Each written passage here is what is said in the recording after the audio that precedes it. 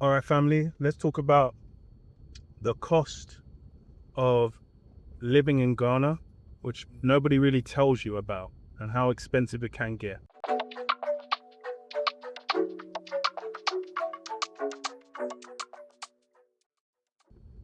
So let's look at the core costs. I'll assume that it's a family so that we cover everyone. Cost number one, school fees. School fees is a huge cost that you incur in Ghana and you probably will not incur in the West. It's a cost that will definitely make or break you or keep or send you back to the West. School fees can range in a great deal, right? That's from nursery fees through to um, actual school fees. So, for example, the nursery fees that we were encountering at a kind of local nursery was worked out to be around, I think it's like 100 cities a day. So that was really cheap. In today's um, exchange rate, it was about £6 a day, £7 a day. Bearing in mind, in the UK, we were paying um, closer to £50 a day just for kind of nursery provisions. So that's one big cost saving that we experienced. Then you've got other kind of higher end nurseries. The one we pay for at the moment works out to about um, £500 or £480 a per term. So for the whole year, it's about 1,500 or £1,400. Again, this is the pricier end for here. There are many other provisions that are way cheaper. Yeah, anything from like 3,000 cities a term, which is more like 150 pounds a term. So there's a big range, right? There's a big range, but overall, under three, way less expensive. Okay, way less expensive. Um, let's move on to the next cost because that's going to be the main considerable cost. And I suppose the next one is probably should have been number one, really, but that's your rent. Now, your rent is largely dependent on where you live, um, but you can get some pockets of really good rental prices. For example, there are alternatives. So instead of being in East Legon, you could probably pick an Bogba, which is probably about 15 to 20 minutes further out, but way better value for money. Probably get a 2-bedroom apartment for about 6,000 cities. That used to be about £300 a month in good times, but now the city has appreciated a lot. That's more around the £450 a month. And that's a big major cost that you don't really account for all the time, and that is the currency fluctuations. There's other areas like Achimota where you get similar pricing. The major dictator of your experience is going to be your proximity to the things that you need. And most of the things that you need are centered around the center of town. But if you can establish your necessities around you locally, that's going to help you a great deal. Again, remember that your rent is typically paid a full year in advance. So when if you're paying like £500 a month, you gotta be ready to shell out 6 grand in one go. There are pros and cons to renting, mostly cons in my opinion, because your rental experience is largely going to be dependent on the discretion of the landlord, how active, how responsive they choose to be, etc. So work through that as you do your searches, etc. But you don't have to be paying $1,500, $2,000 a month to be in the center of town, when just for an extra 20-minute drive, you could be down at the kind of 500, 600, $700 a month mark. Other utilities, so related to housing, depending on where you are and how much energy you use, So effectively, we stay with family, but I take on the bills as a way to contribute. There's a lot of us in the house, and sometimes ACs are running. We've got kids, etc.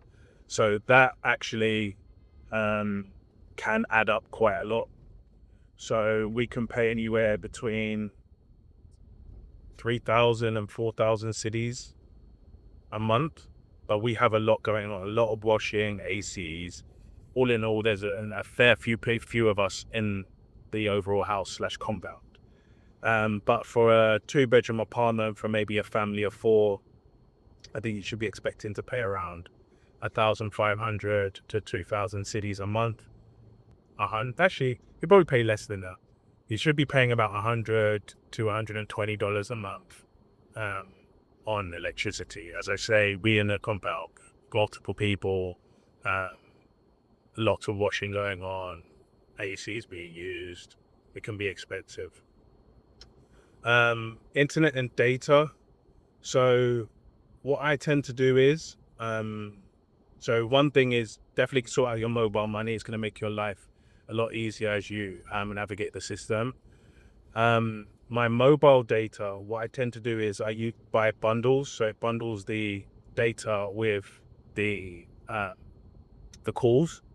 So I'm with Vodafone. That's my main line that I use, and then I use a deal called Too Much or Too Much, and it's like 200 cities for about, I think it's 30 or 40 gig, and that lasts a long time. Like I don't think about it for a long time. Like I think it was like almost 3 months before I actually realized that I'd run out of data. So 200 cities is now about £14, something like that. So it's pretty good. So the bundles tend to do really well. I really don't notice me losing data. In terms of home broadband and internet services, so I've tried 2 things.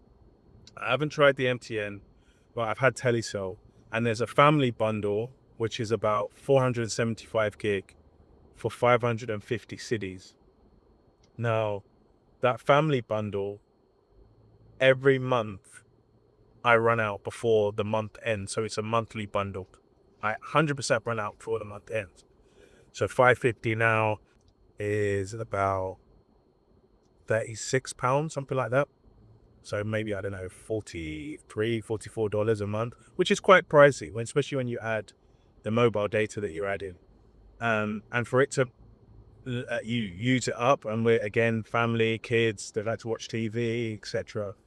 It adds up, and we typically,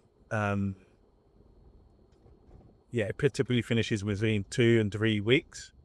So we're having to renew. So I also tried Starlink. And Starlink, you've got a variety of plans. There was one plan that was residential that used to be 500 cities a month. I think it's more 770 cities now. And the thing with Starlink, it's more expensive. Plus, you got to buy the kit as well, which is actually can add up quite a lot. I think when I bought the kit, it was about £300 for the Starlink. I have the mini and the big one. The thing with the mini is quite slow, so I went back to the big one. It works out 770 cities a month, but it's unlimited. It is very fast, and the Telecel service can be a little bit up and down and intermittent. So I do recommend Starlink because it's unlimited. If I was to I did the calculation. So what I was spending in real terms using Vodafone actually added up to about 825 cities a month. So actually it worked out as a little bit more expensive than the Starlink, and the Starlink is faster, unlimited. You're not really able to think about it again. You may be able to get it cheaper than 770 because I feel like that's an Accra price. Outside of Accra, it tends to be a little bit cheaper. But the good thing about Starlink is it's really reliable. So that's that. I had a question before about house help. So we've looked into a variety of house help and nannies. They can range if you've got family members, etc., or referrals through family members. It tends to come a little bit cheaper. So that's anything from about, let's say, 1,500 cities. So effectively, though, right now it's like £100, or $135 a month. Um, live in, or if you have someone who lives out, they tend to be a little bit more expensive because they are having to commute, etc. So you're more looking like the 2,000, 2,500. Some people even go as far as 3,000 cities a month. But it's $200 or £200 a month for someone to help you cook, clean. Some people do it all separate: nanny, cook, clean. But typically, when you get house help, they can support with everything. I suppose what you get with the house help is dependent largely on what they're capable of doing and their access and understanding. So, some house helps may be very active in working with your children, helping them with their homework, picking them up from school, those kind of things, if you trust them enough to do that. Others may not do that. So you got to set the boundaries really clear in terms of, how the house help works in your environment. Are they, you know, you know, if the kids are allowed to watch TV, you should be restricting what they can watch. For example, sometimes house helps don't understand that, and you leave them to their own devices. You might find your child swiping on absolute garbage. So you've got to really set that expectation in place. Let me talk about fuel. Fuel can be expensive depending on the car you're driving. Just looking at a petrol station now, cost per litre is about 11 cities 50, which is quite expensive, but cheaper than the UK. I think the UK is nearer a pound, so that'd be near about 15 cities.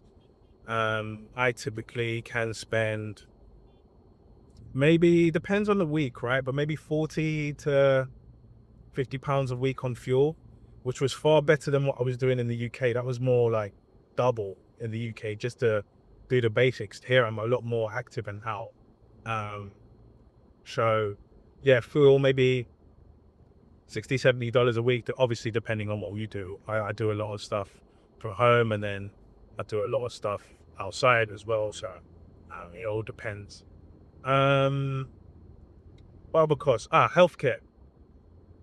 So I strongly recommend that you look into insurance. The system has caught up to the insurance way of doing things. I think even some of the telcos offer insurance on healthcare. You pay a certain amount every month and it covers you up to a certain point or certain spend. But what typically happens for us is that if the kids are unwell, we take them to University of Ghana Medical Center, UGMC. It's a relatively pretty much brand new facility, really good. The doctors are good. You register, you get a card, and then when you go in there, you typically pay like a 200 city fee to see the doctor. So that used to be £10, it's more around £14-15 now. And then the doctor will look at your child and prescribe or advise. We've gone to UGMC for a variety of things. Our firstborn had grommet surgery from the UK because he used to get glue ear, and we were on a waiting list for ages to get those grommets removed, and we were even contemplating going back at some point. And then we went into UGMC, they took a look in his ears, and straight away just used it to kind of like an ear wash, jet wash thing, to just wash it out there and there. Boom. And I remember asking for an appointment or trying to accelerate an appointment in the UK, calling from here. And we called in like February. To this date, we haven't got an appointment. We're in November now. But it's come out with his ear. So they're really good. There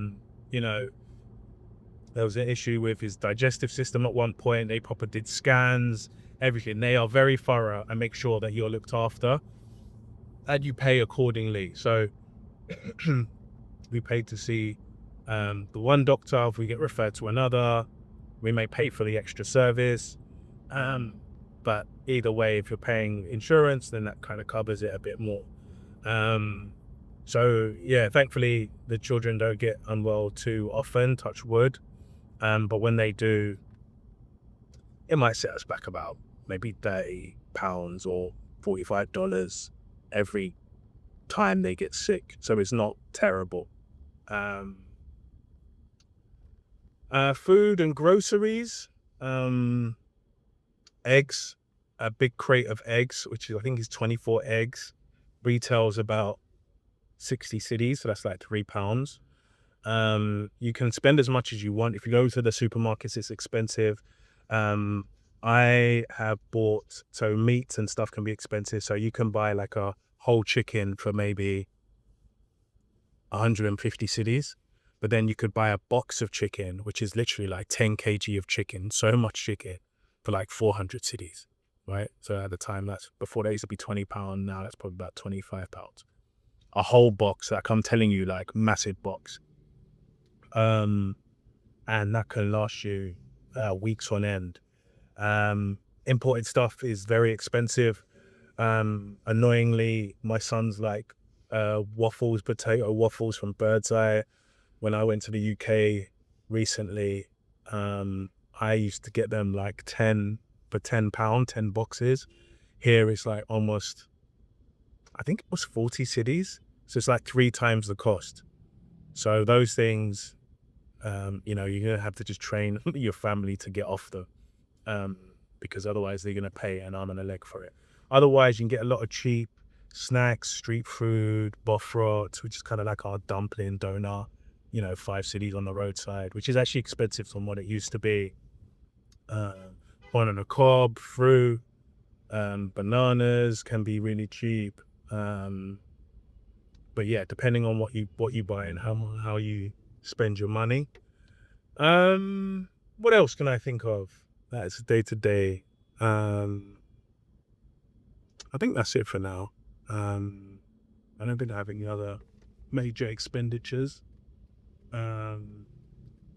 Car servicing and things like that is more expensive here. Well, tends to be a little bit more expensive here, especially if you're getting specific parts and what have you, from the dealership, which can be expensive. And you got, preferably you want to work with someone who knows what they're doing,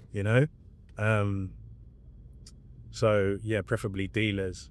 Buy Japanese cars here if you're going to get a car, because the parts are more readily available. BYD, the China ones, are becoming more and more popular, so that's another thing. What else can I tell you about? I've spoken about food, we've spoken about school fees, we've spoken about some of the bills, street food. Okay, I think that's about it. All right, guys, I'll leave it there for now. Until next time.